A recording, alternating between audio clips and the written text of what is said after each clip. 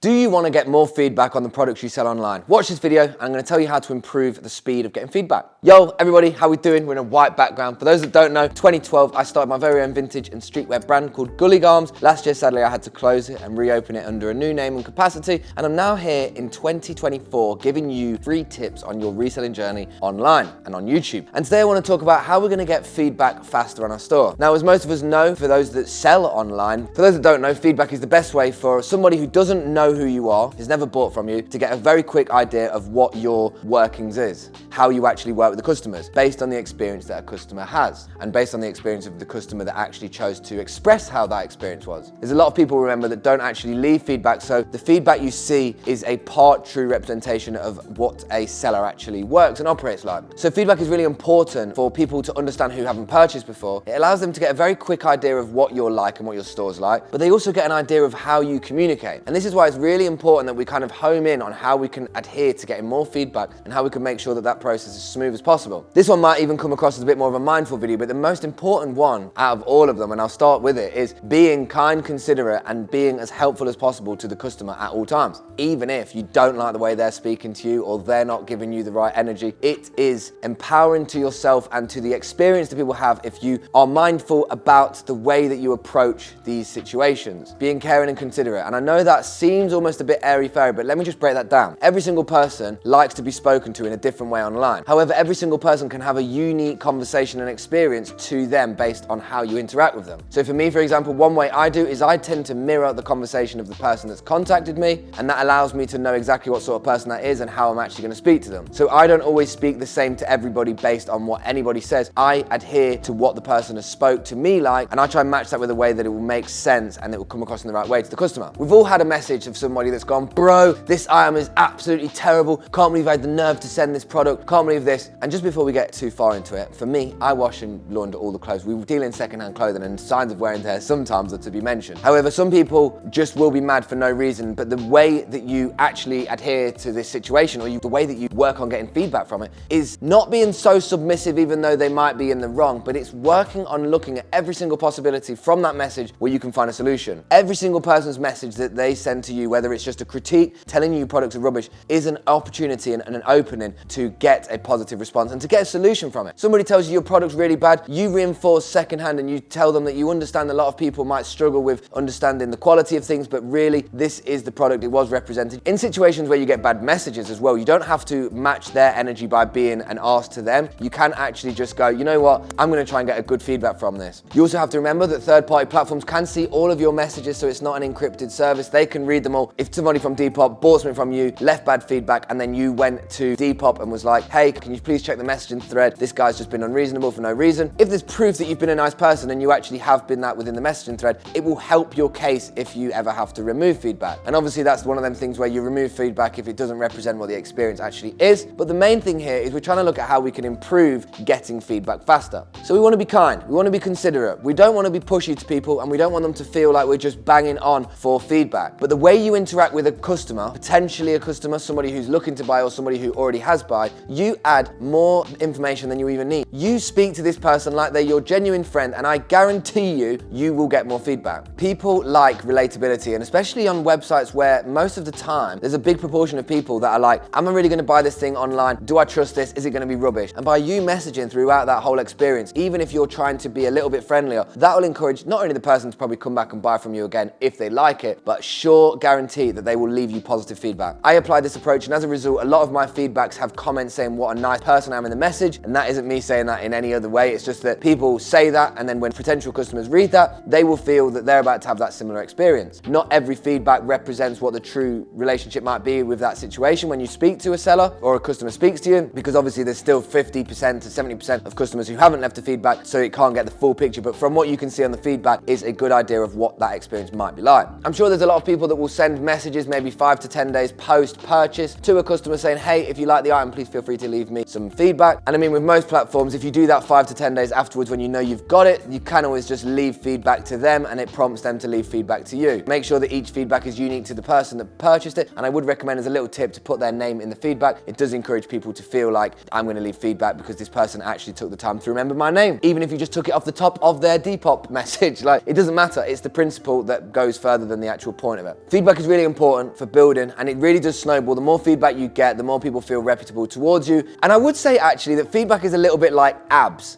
If you build it up to a point where you get enough feedback, you don't have to keep pushing for feedback, because people will see you have a lot, have the experience, and be reinforced without you even need to say in it. And the way that that is related to abs is that once you actually build that muscle, you don't have to actually maintain a lot of it. So once you actually start getting a lot of feedback, you don't have to maintain getting lots and lots more. I mean, you can if you want to start playing that game. You can actually do well by getting to a point where maybe you've got a few thousand feedback that's publicly seen, and people know that's like the equivalent of being verified, if you're not verified as a result of that anyway. How to get feedback faster? Just be kind, try and talk to people through the pre, post, and all the purchasing parts of it. Try and find solutions to every problem that someone's potentially got, and look at maybe ways to do post-purchase messages to request feedback afterwards, and make sure to leave feedback to the customers that have purchased as well and put their name in that. Guys, as always, please feel free to drop any comments, thoughts, or whatever you want to ask, and I will be sure to either answer in a video or answer in the comments down below. But guys, stay safe, stay sustainable. I really appreciate anybody watching these videos. It's always fun to actually make them, and it's nice to get my mind challenging and thinking about more stuff. If you want more cohesive information about structures and ways to go through that, I do have a Patreon down below, 3 videos, £4.50 a month, and it will allow you to understand more about the flat laying process, the structure in social media campaigns, how to actually build a brand in the internet in 2024. Big love, guys. Stay safe, stay sustainable, keep doing your whole thing, and I'll keep chanting the same thing. So yeah, big up.